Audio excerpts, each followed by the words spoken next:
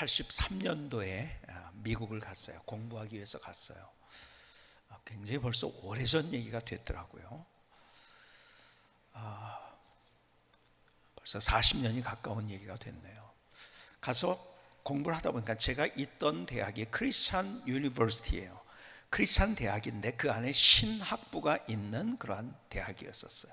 근데 보니까 전혀 거기에 학교 다니고 있었던 한 15명 정도의 한인 학생들이 있었는데 학부와 대학원에, 그 당시엔 유학생들이 그렇게 많지 않을 테니까요. 보니까는 크리스찬 대학에서 공부하고 있는데 예수 믿는 사람이 아무도 없는 거예요. 이 사람들을 어떻게 해야 될 것인가. 그러다가 제가 광고를 했어요. 어느 날 광고를 이렇게 했어요. 우리 집에 오면은 돼지불고기, 최소한 2가지 메뉴는 있다. 돼지불고기와 김치찌개가 어느 날 몇 시에 이제 준비할 테니까 올 사람은 와라. 그냥 뭐 강요하지도 않았어요. 그냥 올 사람 와라 그랬더니요, 아니 한 사람도 빼놓지 않고 다 온 거예요. 일본 학생까지 따라왔더라고요. 뭐 카페테리아에 아주 느끼한 음식을 먹다가 얼마나 복음이죠. 그냥 그렇게 한국 음식을 먹을 수 있다는 거 다 왔어요. 그 다음 주에도 또, 사실은 돈이 없었기 때문에 그거 사면은요, 그 다음에 더 우리가 부식 뭐 이런 음식을 살 수가 없어가지고 그거 남은 거 냉장고에 넣었다가 또 먹고 이렇게 우리가 했지만은, 그럼에도 불구하고 그들을 정말 적극적으로 아주 극진하게 대접을 했어요. 어느 날 밥을 먹고 나서 이렇게 얘기했죠. 몇 번 밥을 먹으니까 이제 제가 할 얘기가 생겼어요. 야, 우리가 그냥 밥만 먹으면 뭐하냐. 그래도 우리가 한국에서 왔고, 그리고 우리가 이렇게 같이 모였으니까 뭔가 좀 의미 있는 일을 한번 해보자. 제가 이렇게 제안을 했어요. 그랬더니 그러면서 제가 이렇게 이제 뭐 했으면 좋겠냐 이렇게 질문을 했죠. 그랬더니 뭐 다 묵묵부답이에요. 별로 대답이 없어요. 그러면은 내가 얘기해도 되겠냐. 그래서 그렇게 하라고. 이래봬도 내가 전도사인데, 내가 신학을 공부하고 있고 전도사인데 나와 같이 성경 공부를 하자 그랬어요. 그랬더니요, 먹었으니까 어떡합니까? 또 먹을래니까 어떡합니까? 그냥 코가 끼인 거죠. 그래서 다 참석을 성경 공부를 하기 시작했어요. 그 가운데서 한 학생은 이제 집이 너무 아주 센 불교 집안이에요. 아주 뭐 절도 짓고 그런 아주 대단한 집안에 이제 하나밖에 없는 아들이에요. 그러니까 뭐 도망 다니기도 하고 뭐 결국은 그 모든 사람들이 다 예수 믿었어요. 참 감사하죠. 막 도망도 다니고 그러다가도 결국 다 예수 믿게 됐어요. 참 감사한 게 뭐냐면, 그때 배운 것이 뭐냐면, 하나님 앞에 내가 있어서가 아니라 없어도 나누어 줄 때 하나님께서 내게 어떤 드라마를 보여주시는가. 오래됐지만은 한 번은 미국에서 소포가 온 거예요. 큰 소포가 왔어요. 안을 열어보니까 좋은 선물과 더불어 가지고 나머지를 미국에 있는 모든 초콜릿으로 다 채워가지고 이만한 큰 소포가 온 거예요. 그래서 뜯어보니까 그 안에 그게 있는 거죠. 봤더니 누가 보냈냐면, 아까 얘기했던 불교 집안에서 장손이고 외아들이었던 그 친구가 보낸 거예요. 목사님 덕분에 제가 예수 믿어서 얼마나 감사한지 모르겠습니다. 그리고 목사까지 되어서 너무 감사합니다. 이 친구가 예수 믿고 나서 나중에 전공을 바꿔서 신학을 공부하고 지금 미국에서 이제 목사가 됐고 교수가 됐어요. 참 감사하죠. 그때 배운 것이 그냥 내 것을 움켜쥐려고 하지 않고 나누고 베풀 때 하나님께서 어떤 드라마를 보여주는가를 참 많이 경험했어요. 자, 그런데요, 그러고 나서 저희 교회가, 제가 사역했던 교회가 작은 교회였기 때문에 그 당시에는 청년부들이 별로 없었어요. 그래서 이 친구들을 다 데리고 우리 교회로 왔어요. 그러니까 청년부가 많아진 게 된 거죠. 조그만 교회에서 15명이 오니까요, 뭐 완전히 뭐 청년들 세상인 것 같은 그런 분위기가 됐죠. 그리고 거기에서 성경 공부를 교회에서 계속 이어갔습니다. 그때 한 청년이, 우리 교회 나오지 않던 한 청년이 우리 교회 청년들이 좀 재밌게 모인다는 얘기를 듣고 와가지고 같이 성경 공부에 조인을 한 거예요. 근데 LA에 있는 그런 그 교회를 다니고 있던 친구였었어요. 가끔 저희 교회 이야기를 합니다. 그러다가 어느 날 와가지고 성경 공부가 끝난 다음에 이런 얘기를 하더라고요. 지난주에 있었던 일을 얘기하는데요, 이런 얘기를 하는 거예요. 어떤 집사님이, 교인 몇 명 안 되죠, 그렇죠? 집사님이 갑자기 흰 가운을 입고 예배 드리는 중간에 예배 시간에 위로 올라왔대요. 한번 우리 교회 상상을 해볼까요? 누군가 이렇게 올라왔어요. 그리고 뭐라고 얘기하면 내가 하나님의 계시를 받았다고 그러는 거예요.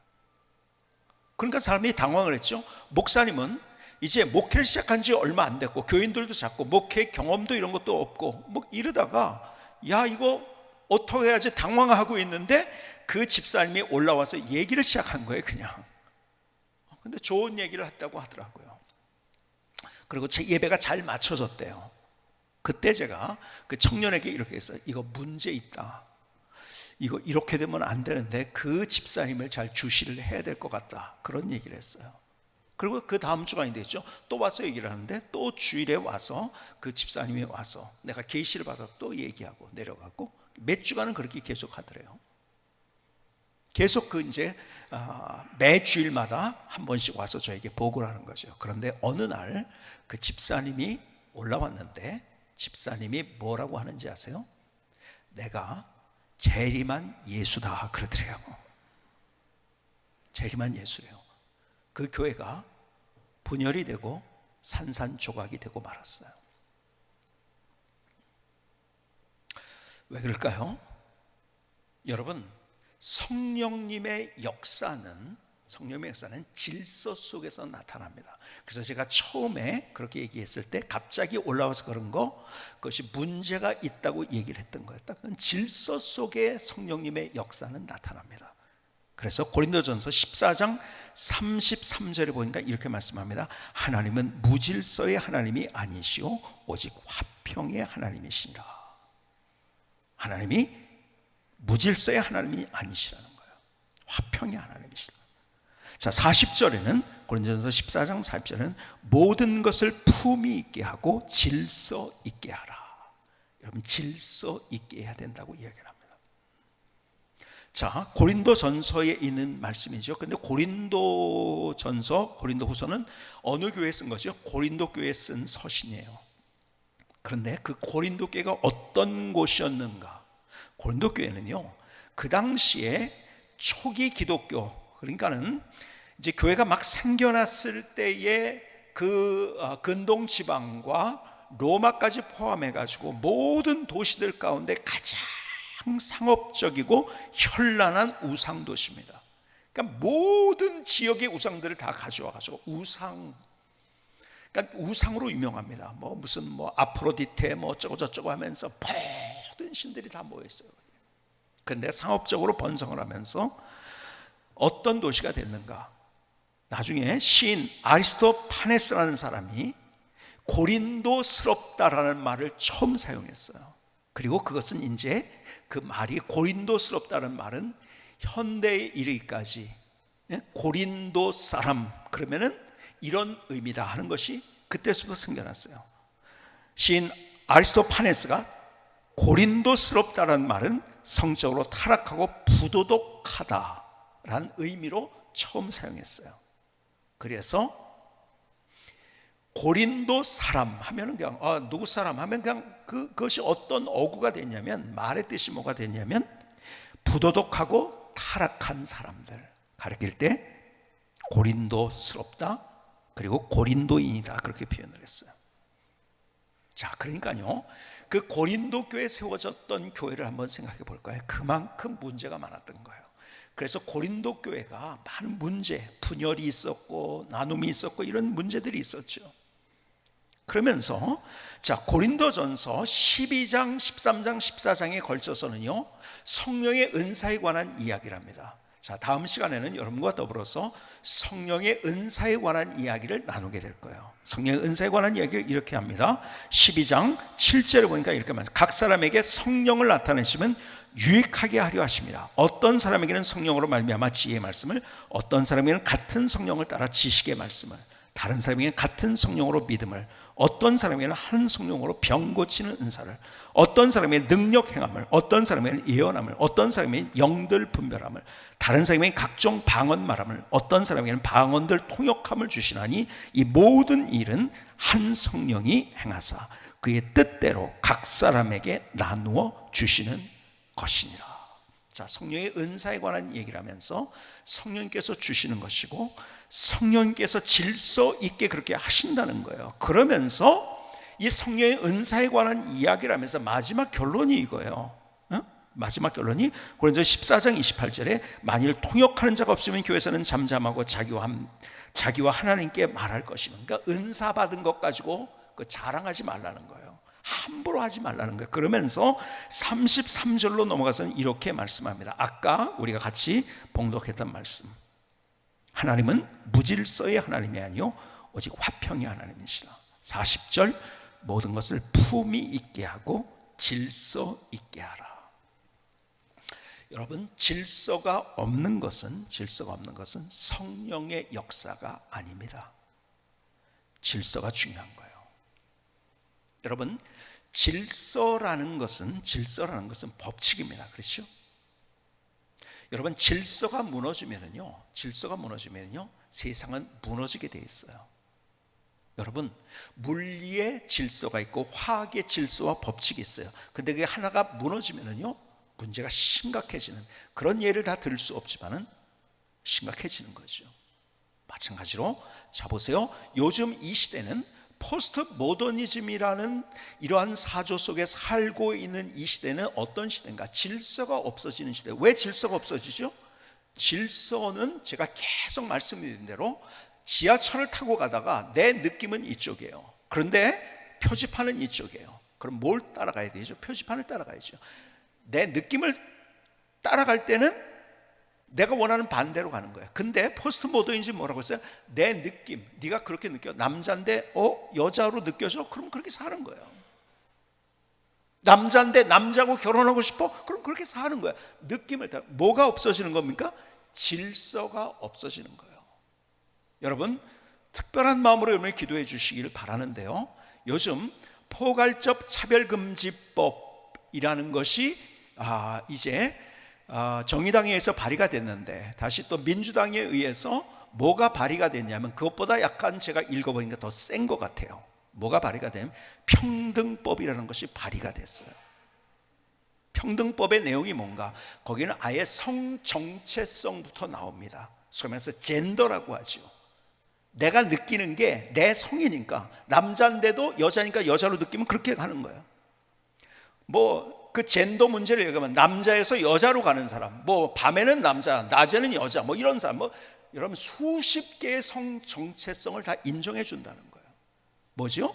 그러면 질서, 창조의 질서가 무너져 버리는 거예요. 이 세상은요, 내 느낌 따라가면 행복할 것 같죠, 좋을 것 같죠, 내가 원하는 곳 갈 것 같죠. 근데 반대길로 가는 거예요. 말씀드린 것처럼. 여러분, 기독교가 들어간 나라들마다 잘 보면은요, 자, 힌두교 보세요. 계급 만들어 놓고 막 종교가 비인간화를 시켜놔요.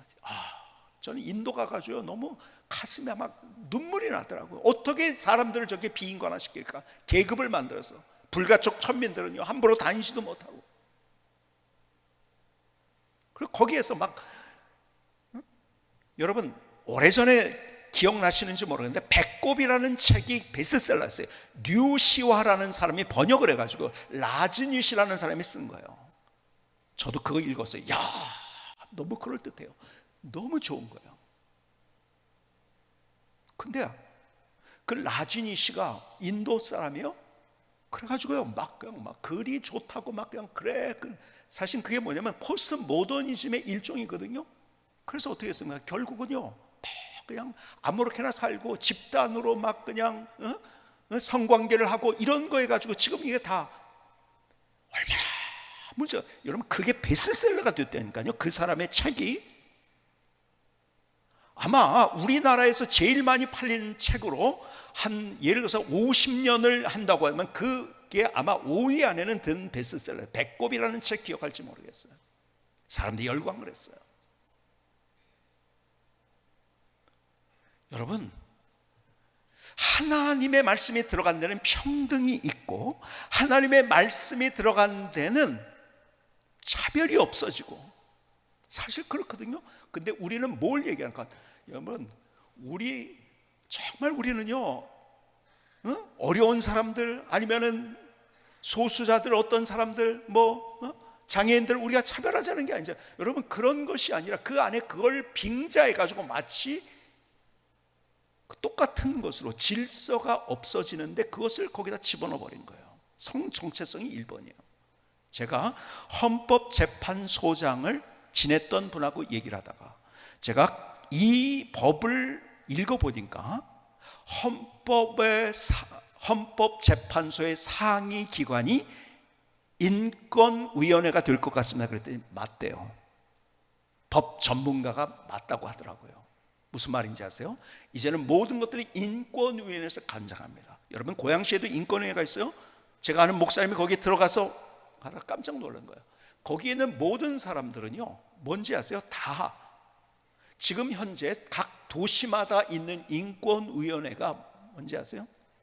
지금은 이제 가끔 모여가지고서 이제 회의하고 그런 거죠. 거기에 거의 90%, 100%가 90에서 100%가 다 뭐냐면은 동성애를 지지하는 사람들인 거예요. 인권위원회가, 이 법이 발의되면 인권위원회가 가장 강력한 기관이 됩니다. 그리고요, 예를 들어서 설교하다가 내가 무슨 동성애에 관한 얘기를 했어요. 그래서 내가 여기서 어떤 차별을 받는 자기 입장에서 혐오스럽게 그것이 들려졌다 했을 때 내가 그걸 가지고 소송을 안 해도 제3자나 기관이 할 수 있어요. 그러니까 지금 보면 어떤 기관에서 하나가 교회들마다 돌아다니면서 그것을 막 모니터링해서 하면은요, 다 걸리게 되는 법. 그런데 그것도요, 소송 비용을 어디에서 다 되는지 아십니까? 인권위원회에서 다 대주는 거예요. 그리고 그 법에 의하면은 이 평등법에 의해서 상법, 민법, 모든 우리나라의 법을 다 고쳐야 되는 거예요. 거의 마지막에 결론이 그거예요. 이것에 의해서 다른 법이 개정돼야 된다, 이렇게 돼 있어요. 무서운 법입니다. 정말 무서워. 뭔지 아십니까? 질서를 무너뜨리는 법인 거예요. 하나님의 창조의 질서를 무너뜨리는 법. 자, 제가 이런 얘기를 드리죠. 저 유럽이 어떻게 선진국이 이렇게 코로나에 무너지고 있는가? 어떻게 확진자가 그렇게 많이 생긴가? 당연하죠. 이미 포괄적 차별금지법 같은 것이 통과된다니까, 법적은. 내가 이렇게 하는데 네가 뭐야, 이러는 거예요. 나는 마스크 안 써. 여러분, 이런 게 가능합니까? 우리 사회에서 이런 게 가능합니까? 마스크 안 쓰겠다고 데모를 합니다. 뉴스 들었죠? 유럽에서 일어나고 있는 거예요. 선진국에서 일어나고 있는 일입니다. 여러분, 창조의 질서가 무너지면 모든 것들이 다 무너져. 내 느끼는 대로 살아가겠다는 거예요. 통제 자체가 되질 않습니다. 여러분, 내 마음대로 살겠다는데요, 다른 사람 내가 생각하지 않겠다는데요, 내 인생 내 거라는 거예요. 요즘 계속 하는 얘기, 내 인생 내 거라는 거예요. 걸리면 내가 걸리지 내가 걸리면 끝나는 거. 아니, 주변에 피해를 주는데도요, 우리가 왜 조심을 합니까? 왜 이렇게 합니까? 여러분,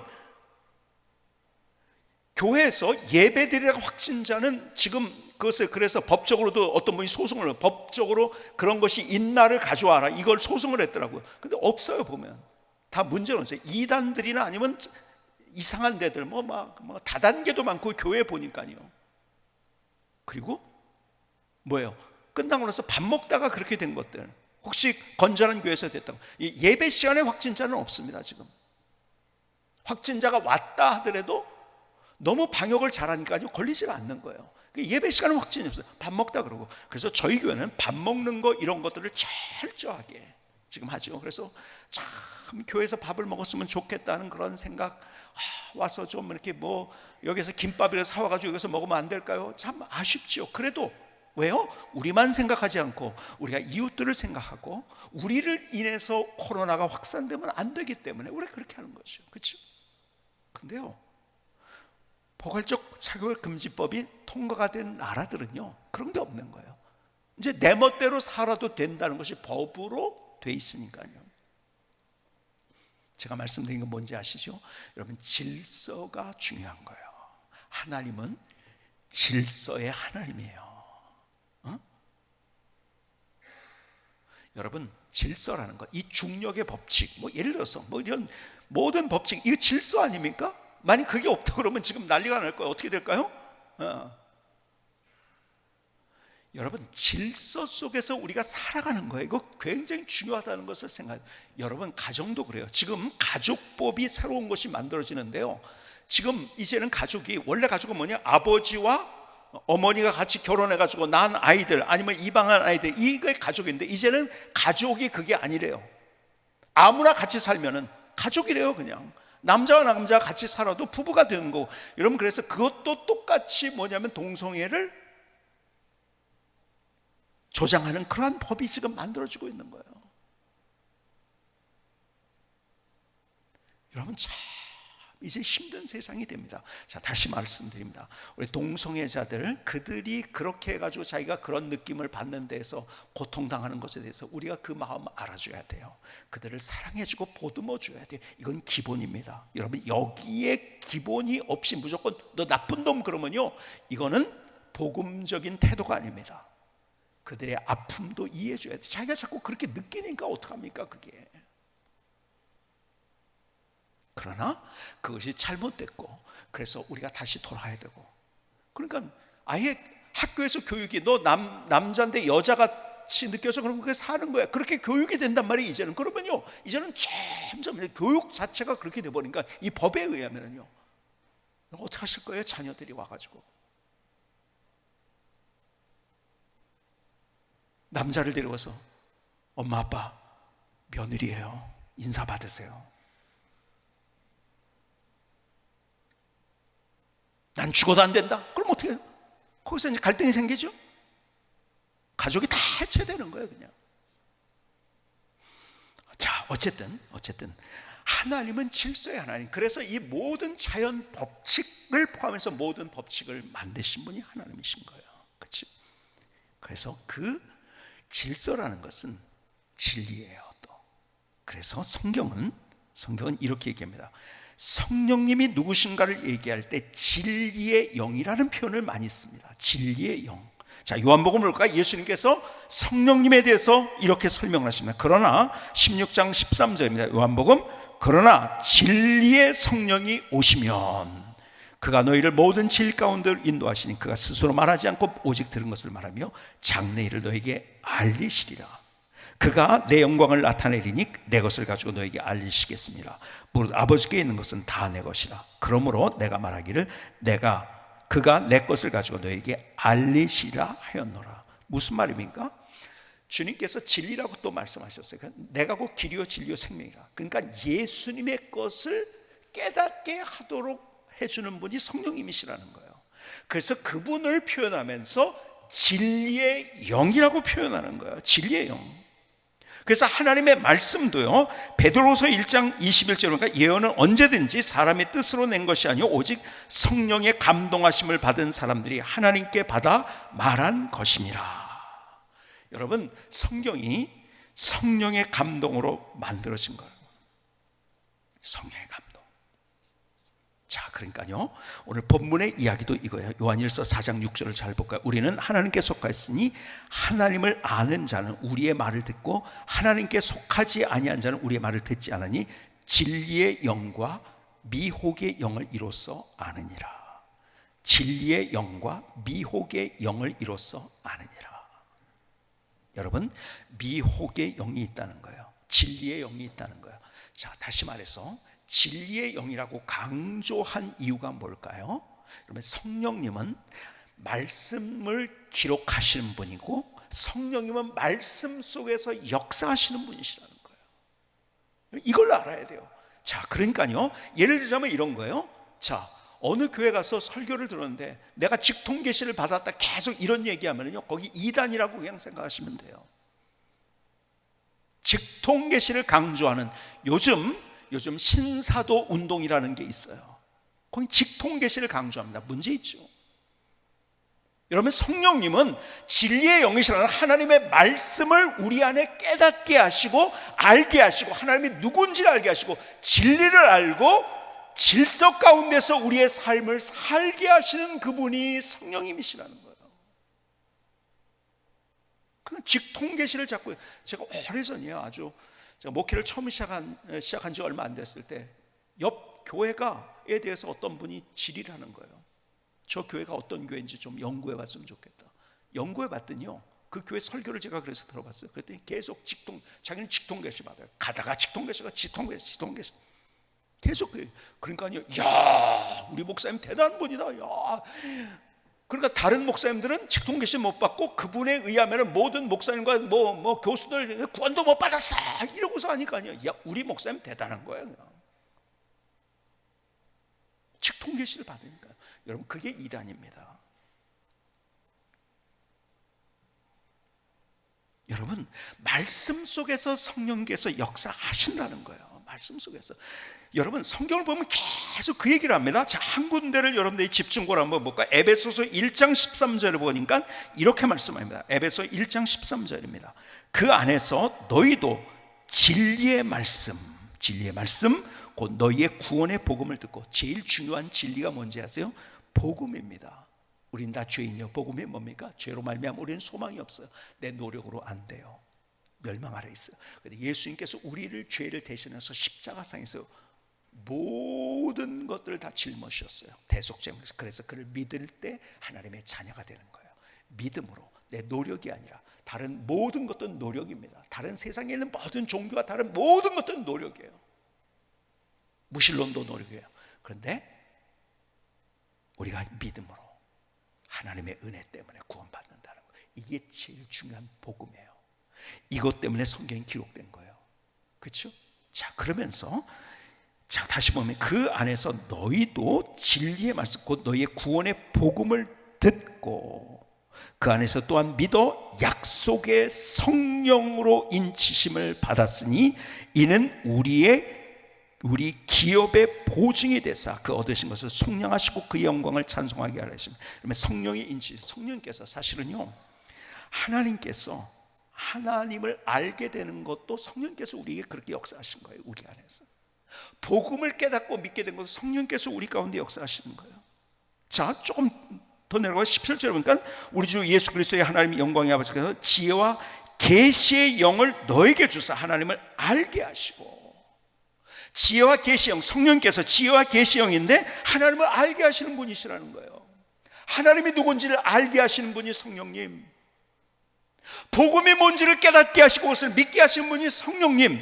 그러면서 다시 14절을 다시 보시죠. 이는 우리의 기업의 보증이 되사. 기업의 보증이 되는 건 유업이라는 거예요. inheritance, 기업의 보증이라는 것은 하나님께서 이미 우리에게 아들로서 우리에게 주실 모든 것들을 다 주셨다는 거예요. 그게 뭔가 가장 중요한 건 마지막 우리는 죽더라도 천국이에요. 그 영광스러운 천국. 하나님 없이 사는 사람은 야, 뭐 죽음에 뭐가 있어 그냥 뭐 애써 무시해 버리려고 해요. 무시해도 있는 건 있는 거고 없는 건 없는 거예요.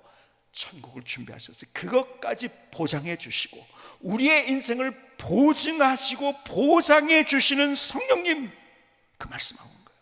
자, 그러면서요, 그 성령께서 어떻게 역사하시는가? 18절 너의 마음의 눈을 밝혀서 그의 부르심의 소망이 무엇이며, 우리를 하나님이 부르셨어요. 콜링을 하셔요. 콜링, 부르심 다 달라요. 여러분, 원흥 성광교회 가신 분들은 하나님이 그 일에 불러주신 거예요. 그래서 거기에 도전을 한 거예요. 쉽지 않은 거죠. 안주할 수 있는데, 여기서 누릴 수 있는데요.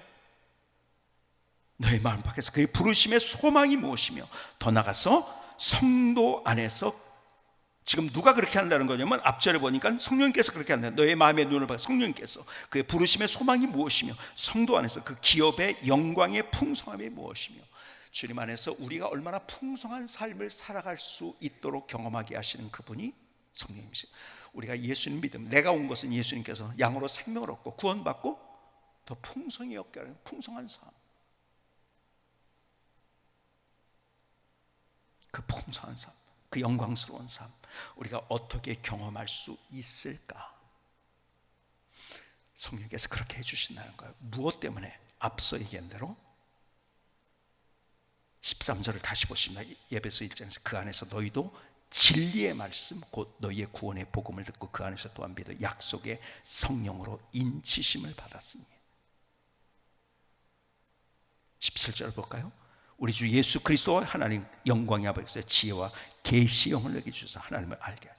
여러분, 성령님께서 우리에게 이렇게 하신다는 거예요. 자, 다시 정리를 드립니다. 이런 내용의 핵심은 이거예요. 이 성경의 핵심은 이거예요. 성령님은 진리의 영이세요. 성령님은 그렇기 때문에 질서의 영이세요. 질서가 없는 것은 성령의 역사가 아닙니다. 성경이 이야기해요. 그리고 진리의 영이시기 때문에 하나님의 말씀을 통해서 우리에게 역사하신다는 거예요. 말씀을 통해서 우리에게 역사하십니다. 그러니까 성령님이 누군지를 경험하기 위해서 정말 중요한 게 뭔지 아십니까?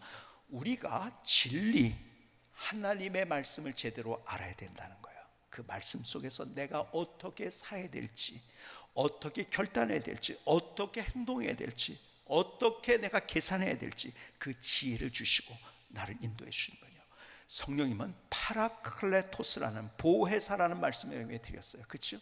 그 보혜사 성령님이 어떻게 역사하신가? 진리 속에서 역사하신다는 기억해야 돼요. 내게 갑자기 하나님의 말씀과 상관없이 직통 계시를 주시는 게 아니에요. 자, 우리가 분리개척을 했어요. 쉽지 않은 일이에요. 저 역시 쉽지 않은 일이에요. 그러나 하나님께서 우리가 초대교회를 회복을 한다면 하나님의 관심이 어디 있는가? 초대교회의 모습을 보면서 하나님께서 성경 속에서 말씀하신 것이지 어느 날 제게 직통해서 야 분리개척해, 이건 이단이에요. 말씀 속에서 역사하신다는 사실을 여러분이 기억하셔야 돼요. 여러분, 말씀 속에서 역사하시는 성령님을 경험할 때 질서 있는 역사를 경험하는 거예요. 그런데 그 말씀을 벗어나서 나 성령께서 내게 이렇게 하셨어, 여러분, 미혹의 영일 수 있다는 거예요. 잘못된 것일 수 있다는 거예요. 그리고 무질서하게 된다는 거예요.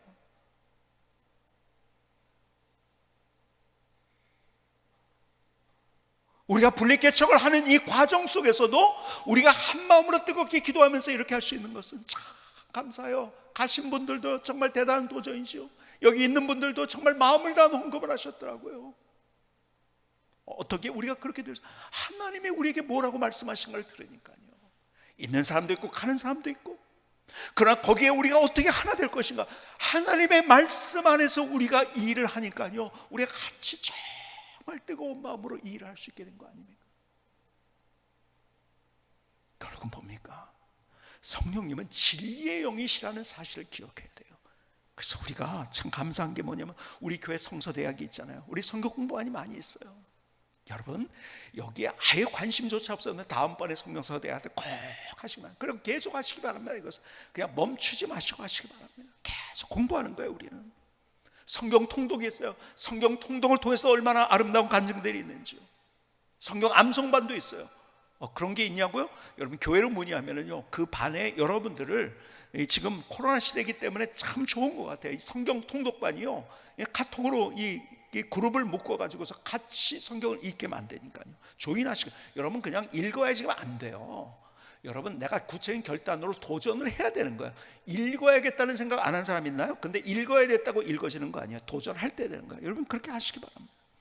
여러분, 유튜브 성경이 있어요. 우리가, 여러분, 유튜브 성경도 잘 우리 교회에 우리 서찬석 안수 이사님이 KBS 성우 하셔서 얼마나 목소리가 또 좋으세요. 그래서 얼마나 좋은, 여러분 같이 다니면서도 내가 책을 펼 수 없을 때 그것을 들을 수 있으니까 얼마나 좋습니까? 그렇죠?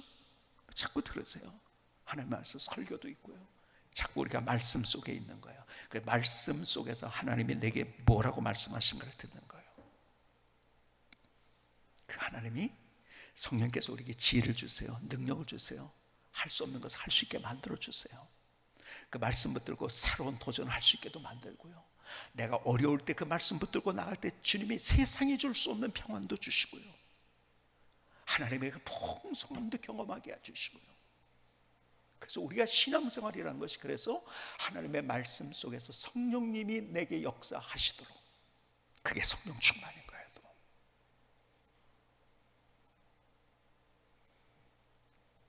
신앙의 기쁨이 뭔지, 우리 믿음으로 산다는 것이 얼마나 감격적이고 감동적인지. 여러분, 문제 안 만난다는 게 아니라 문제 만납니다. 힘든 일이죠. 그럼 그 가운데서 하나님이 어떻게 역사하시는지, 어떤 지혜를 주시는지, 어떤 능력을 주시는지, 어떤 깨달음을 주시는지, 어떤 역사를, 어떤 풍성함을 주시는지 우리는 경험하면서 하는 거예요. 성령님이 누구신지 아세요? 그분은 진리의 영이세요. 말씀 속에서 내게 말씀하시고 깨닫게 하시고 지혜를 주시고 능력을 주시고 내 마음을 만져주시고 보혜사로 역사하시는 그 성령님을 경험할 수 있기를 주님의 이름으로 축복합니다. 김승규 성사님의 찬양을 들으시겠습니다.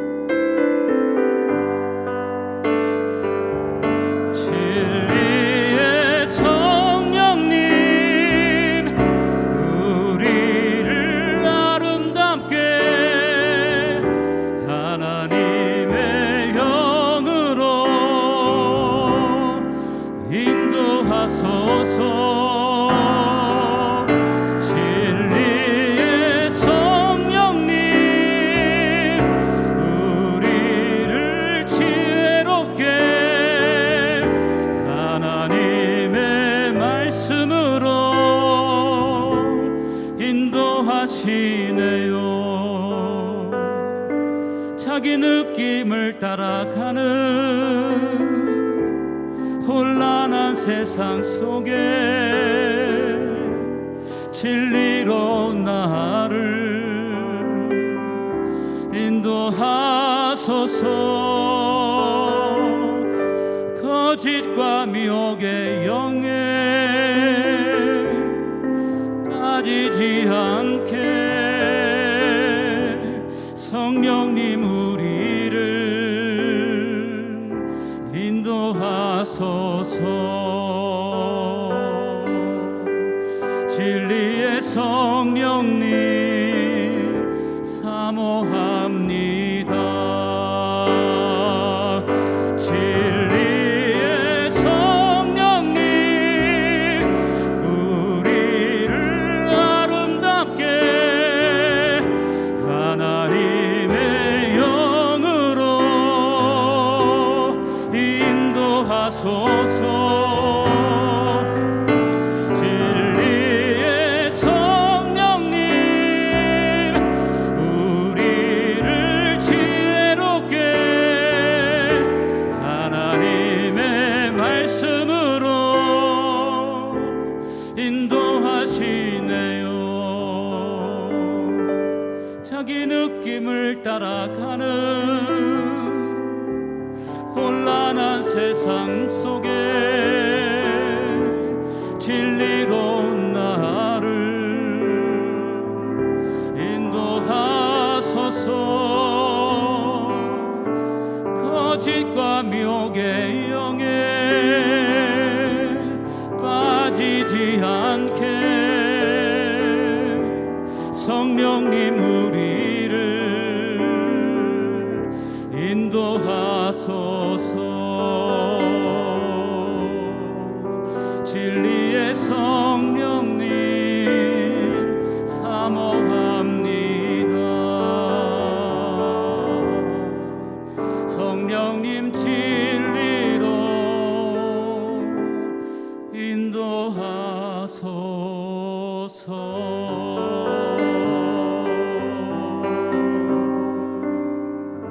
아멘. 하나님, 나의 고백입니다. 나의 기도입니다. 나의 결단입니다. 주님, 나를 받아주시. 하나님 감사합니다. 하나님 감사합니다. 계속 또 느끼고 더 깊이 느끼는 게 무엇이냐면, 제가 목회를 하고 시간이 지나고 나이를 먹을수록 내가 얼마나 부족하고 연약하고 단점이 많은가. 그것 때문에 제가 더 괴로워하고 더 힘들어할 때가 많더라고요. 보니까 참, 괜찮은 줄 알았는데 내가 보니까 내가 얼마나 부족한 사람인지, 내가 단점이 얼마나 많은지. 근데요, 여기까지 올 수 있었던 이유, 내가 그렇게 부족하고 연약함에도 불구하고 성령님께서 나와 함께 하셨기 때문에, 그리고 성령님을 갈망하면서 나의 길을 걸었기 때문에 내가 그런 지혜가 없어요. 근데 그 지혜를 주시는 거예요. 말씀 속에서 성령님께서 나를 깨닫게 하시는 거예요. 내 가야 될 길을 보여주시는 거예요. 힘들 때가 있죠.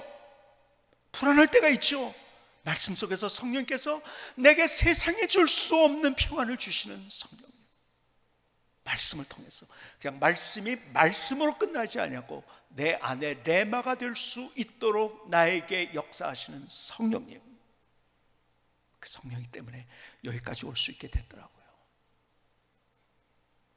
요즘 사도 바울의 고백이 다 가슴에 와닿아요. 그가 초창기에는요 그냥 열정으로만 갔어요. 그러다가 뒤를 돌아보면서 내가 얼마나 잘못했는지,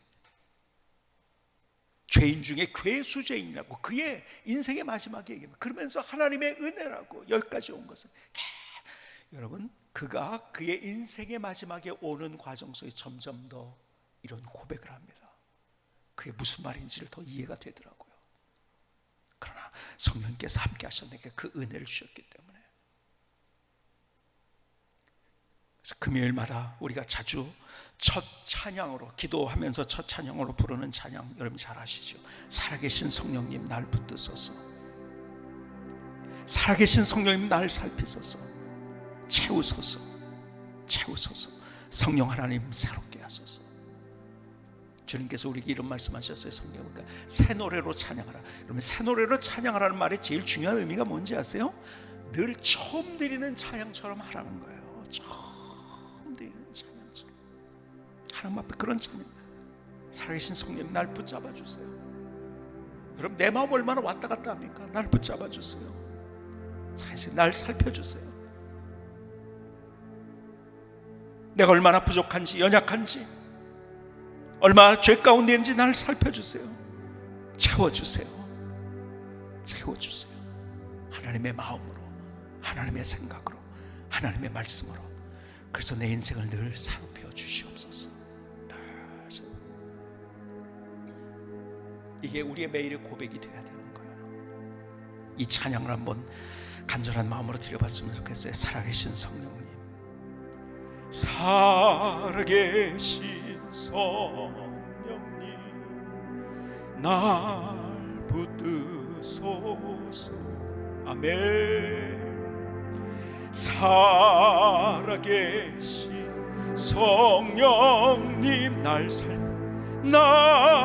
살피소서. 아멘. 하나님의 말씀으로, 하나님의 생각으로, 하나님의 마음으로 채우소서. 성령 하나님, 성령 하나님 새롭게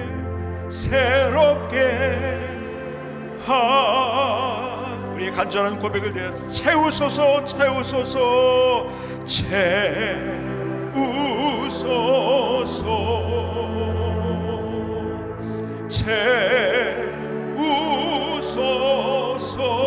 성령 하나님, 성령 하나님 새롭게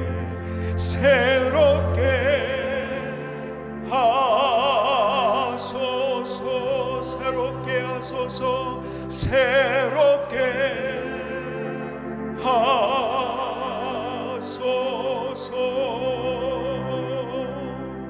기도하시겠습니다. 오늘 말씀 속에서 성령님이 내게 무엇을 말씀하시는지 그 음성을 들으십시다.